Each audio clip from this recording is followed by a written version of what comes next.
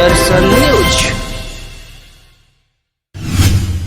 पिछले 10 वर्षों से केंद्र में सत्तासीन नरेंद्र मोदी की सरकार ने छात्र, मजदूर, किसान एवं महिलाओं तथा दलितों व अल्पसंख्यकों का सिर्फ शोषण किया है। यह बातें मांझी के फुलवरिया गांव में कांग्रेस प्रत्याशी आकाश प्रसाद सिंह के समर्थन में आयोजित सभा को संबोधित करते हुए प्रदेश कांग्रेस अध्यक्ष अखिलेश प्रसाद सिंह ने कही। उन्होंने दावा किया कि इस बार केंद्र में इंडिया गठबंधन की सरकार बनना तय है तथा महाराजगंज के वर्तमान सांसद को अक्षम सांसद बताते हुए बड़े अंतर से कांग्रेस प्रत्याशी की जीत का दावा किया। उन्होंने कहा कि मल्लाह, निषाद व विंध्य जाति के उत्थान के लिए इंडिया गठबंधन प्रतिबद्ध है। उन्होंने एनडीए गठबंधन के घोषणा पत्र को झूठा का पुलिंदा बताया तथा इंडिया गठबंधन के घोषणा पत्र को कल्याणकारी बताया। सभा को मुकेश निषाद, मुक्ति साहनी, इंजीनियर सौरभ सन्नी, बिट्टू राय, कमलेश द्विवेदी, सत्येंद्र उपाध्याय, एस बाबा, संदीप रोशन, राम इकबाल साहनी तथा पूर्व मुखिया जयप्रकाश सिंह आदि ने भी संबोधित किया। अध्यक्षता मुखिया प्रतिनिधि सुमन प्रसाद तथा संचालन उदय निषाद ने किया। सारण से मनोज सिंह की रिपोर्ट। भारतीय जनता पार्टी ने टिकट काट दिया कैप्टन जयनारायण निषाद साहब के लड़के और वो कांग्रेस में शामिल हुए और मैंने उनको टिकट दिया। जो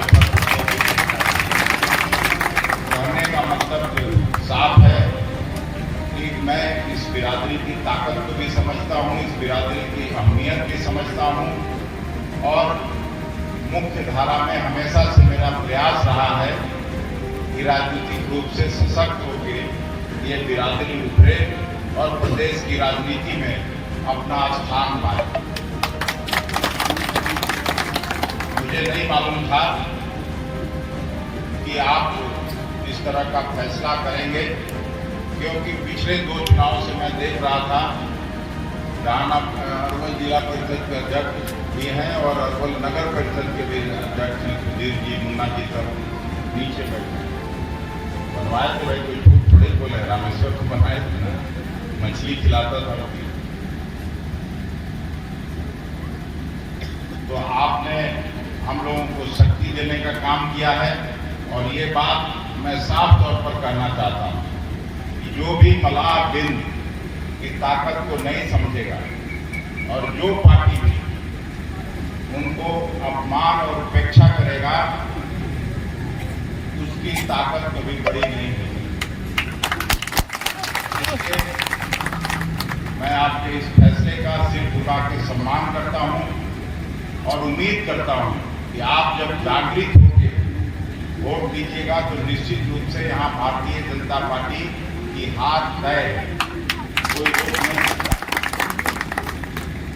कांग्रेस पार्टी के हम लोगों के सबसे बड़े नेता आदरणीय राहुल गांधी जी ने चुनाव से पहले लंबी यात्रा की।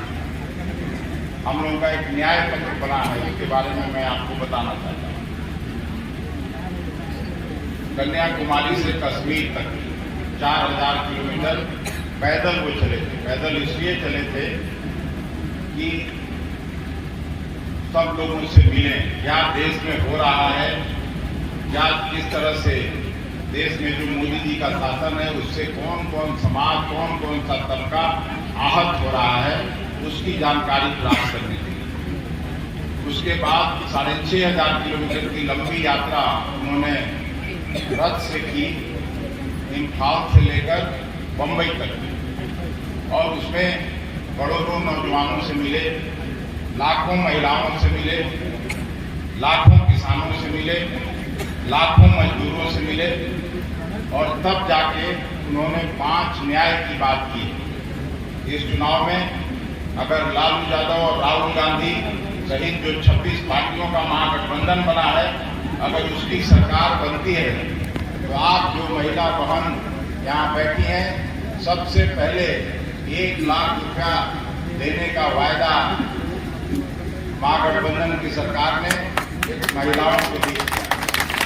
1 लाख रुपया प्रत्येक जो बेरोजगार नौजवान है उसको अप्रेंटिसशिप के रूप में देने का फैसला किया है।